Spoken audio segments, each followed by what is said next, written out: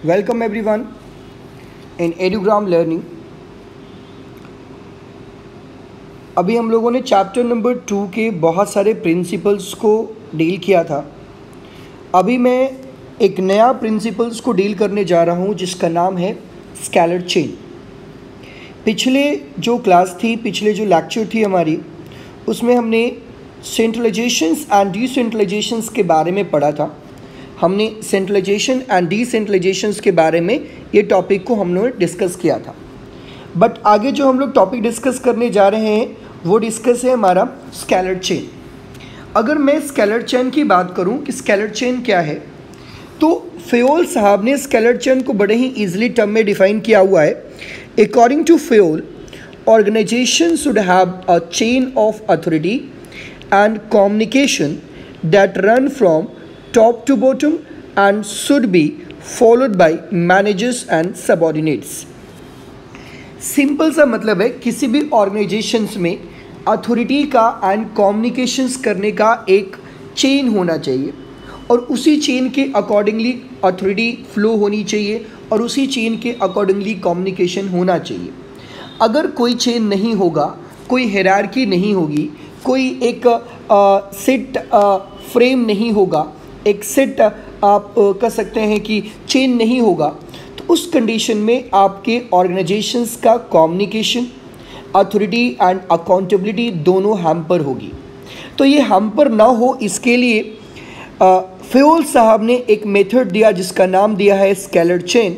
वो एक्चुअली में है क्या? वो अथॉरिटी एंड कम्युनिकेशन जो है top to bottom and bottom to top जो है वो होना चाहिए, लेकिन उसका एक चेन है, उसका एक हायरार्की है जिसको मेंटेन करते हुए ही होनी चाहिए। अगर मैं बात करूं, ordinary communication should flow from A to B. यहाँ पे देखिएगा, कोई भी ऑर्डिनरी कम्युनिकेशन जो है वो कैसे फ्लो होना चाहिए? ए से बी की तरफ फ्लो होना चाहिए। टू सी टू डी, समझ में आ रही बात? सी टू डी, सी से डी के पास फ्लो होनी चाहिए, एंड टू ई, डी से ई के पास फ्लो होनी चाहिए। But in case of emergency, अगर कोई इमरजेंसी सिचुएशन होता है, वहाँ पे ए और ई भी आपस में बात कर सकता है।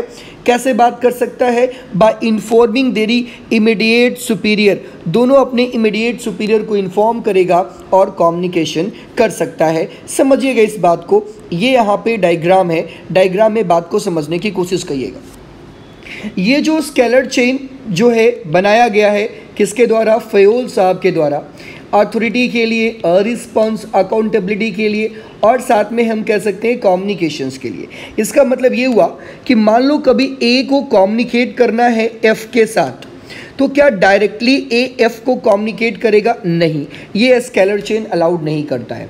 स्केलर चेन कहता है A will communicate to B, B will communicate to C and C will communicate to D, D will communicate to E and then E will communicate to F. इसका मतलब इस ऐसा करने से पहले फ़ायदा क्या होगा? फ़ायदा ये होगा कि कोई भी कम्युनिकेशंस गैप नहीं होगा, कोई भी कम्युनिकेशन गैप नहीं होगा। अगर ए ने कोई ऑर्डर पास करा है और वो ऑर्डर जो है एफ के लिए है, वर्कर के लिए है, तो वो ऑर्डर सारे लोग जानते रहेंगे। बी भी जानेगा, सी को भी इसकी इन्फॉर्मेशन होगी, ई को भी इन्फॉर्मेशन होगा और फिर वो एफ को तो इन्फॉर्मेशन जाना ही जाना है। तो सिंपल वर्ड में आप कह सकते हैं कि स्केलर चेन जो है वो क्या है? कम्युनिकेशंस का हायरार्की है कि आपको कैसे कम्युनिकेशन करना है। अब मान लो बच्चा एफ़ को कम्युनिकेट करना है, तो एफ़ कम्युनिकेट कैसे करेगा दोस्तों? ई से कम्युनिकेट करेगा। ई किसको बताएगा? डी को बताएगा। डी किसको बताएगा? सी को बताएगा। सी किसको बताएगा? बी को बताएगा। और बी जो है किसको बताएगा? ए को बताएगा। बात को समझिएगा, ऐसा क्यों किया गया समझिएगा। मान लो बच्चा कोई टॉप लेवल पे काम कर रहा है, उसके नीचे मान लो कोई सबऑर्डिनेट्स है, उसके नीचे भी मान लो सबऑर्डिनेट्स है, उसके नीचे भी सबऑर्डिनेट्स है।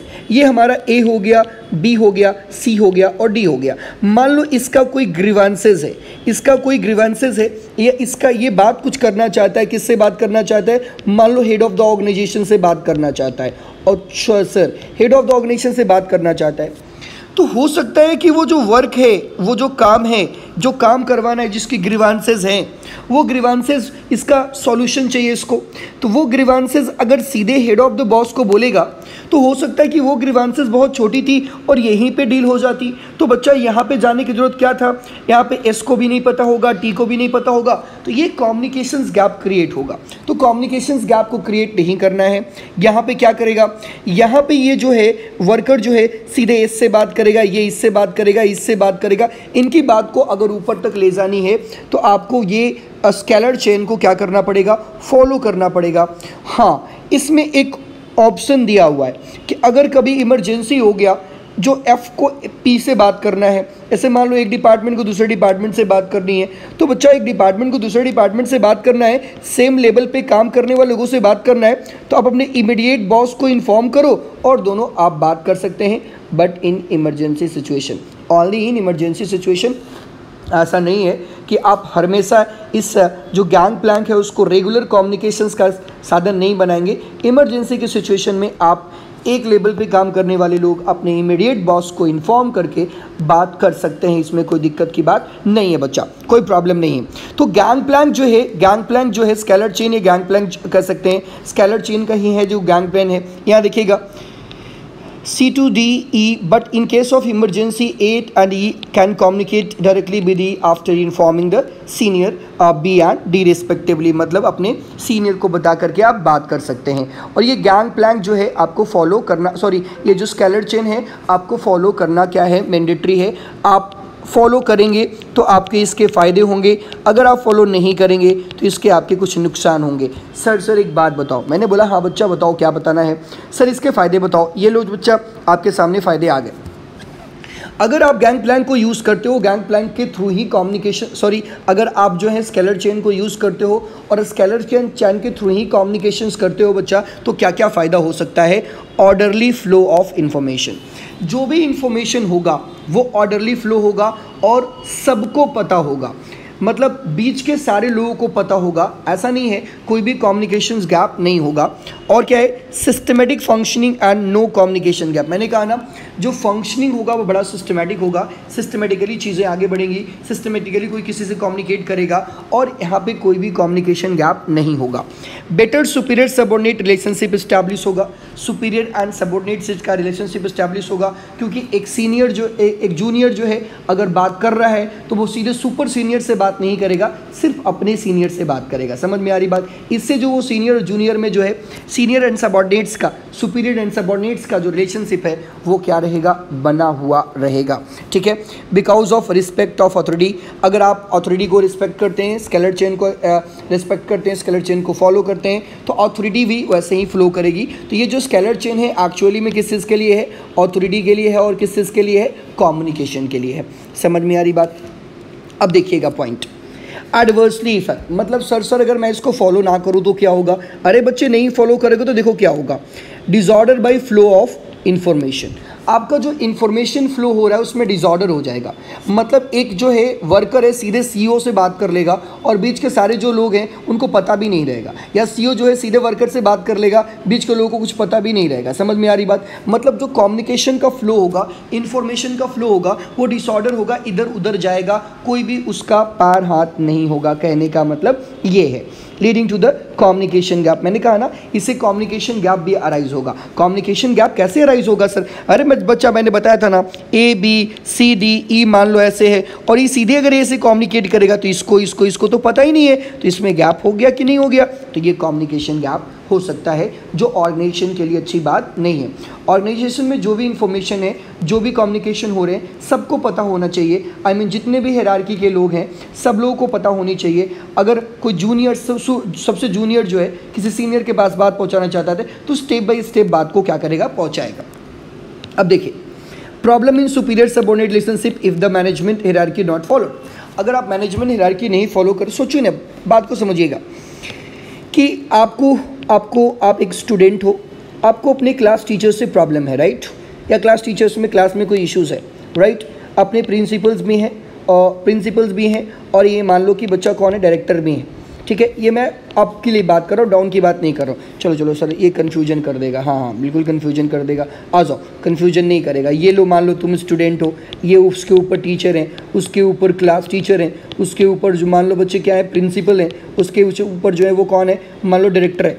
तो बच्चा क्या स्टूडेंट सीधे डायरेक्टर से बात करेगा तो बच्चा टीचर को बुरा लगेगा कि नहीं लगेगा?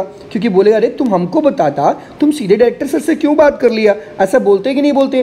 टीचर से सीधे प्रिंसिपल के पास चले जाओ तो क्लास टीचर बोलते हैं पहले मेरे पास आना चाहिए था। इसका मतलब ये हुआ कि जो आप हायरार्की को फॉलो करेंगे तो एक सीनियर और जूनियर का रिलेशनशिप जो है वो मेंटेन रहेगा। अगर आप फॉलो नहीं करेंगे तो सीनियर जो है जूनियर पे खफा हो जाएगा, या जो जूनियर है वो भी सीनियर पे खफा हो सकता है। इसका मतलब ये है कि हमारा सीनियर सबऑर्डिनेट का रिलेशनशिप जो है वो मेंटेन नहीं हो पाएगा अगर आप इसको फॉलो नहीं करते हैं तो।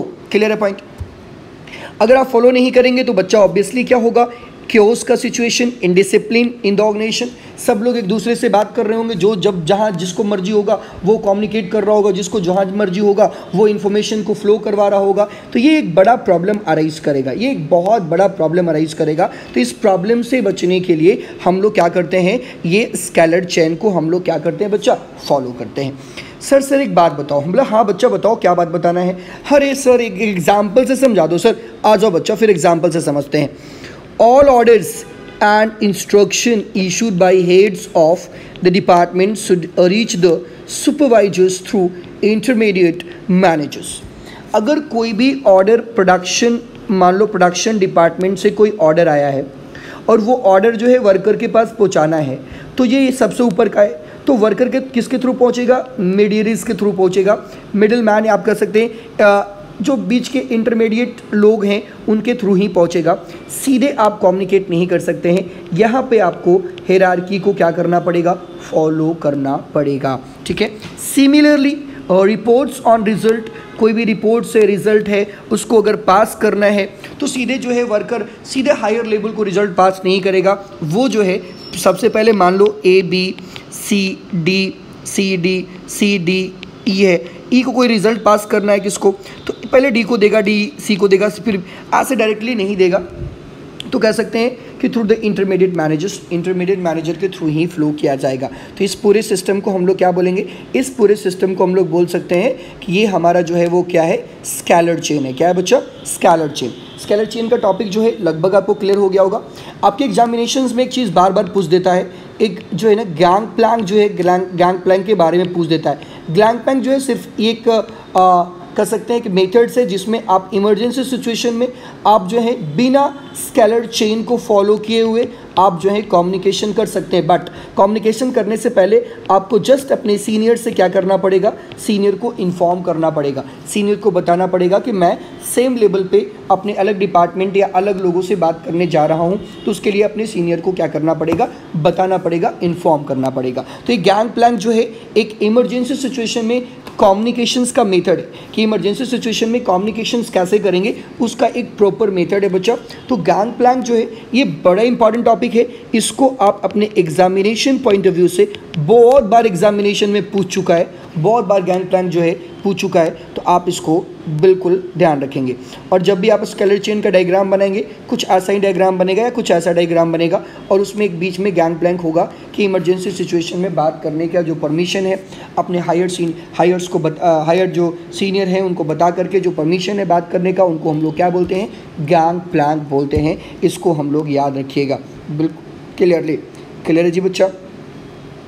कोई दिक्कत, कोई परेशानी, समझ में आ रहा होगा सारी चीज़ें? चलिए फिर अगला प्रिंसिपल जो है हम लोग अपने नेक्स्ट वीडियो में लेकर के आएंगे। आज के लिए इतना ही बच्चा, ध्यान रखोगे। अगर आपको और भी अच्छे वीडियो चाहिए, अगर आपको और लाइव क्लासेस भी चाहिए, तो आप हमारे एडुग्राम ऐप पे जा सकते हैं और वहाँ पे जा कर के आप एडुग्राम ऐप को सब्सक्राइब कर सकते हैं, जहाँ पे आपको लाइव वीडियोस भी मिलेंगे, जहाँ पे आपको डाउट सेशंस भी मिलेगा, और साथ में आपको जो है कुछ वीडियोस भी प्रोवाइड किए जाएंगे। मोटिवेशनल वीडियोस होंगे, इन्फॉर्मेटिव वीडियोस होंगे, ये बहुत सारी चीज़ें जो हैं आपको एडुग्राम ऐप पे बहुत जल्द धीरे धीरे आप लोगों को बहुत कुछ मिलने वाला है। तो प्लीज़ आप एडुग्राम ऐप को डाउनलोड करें।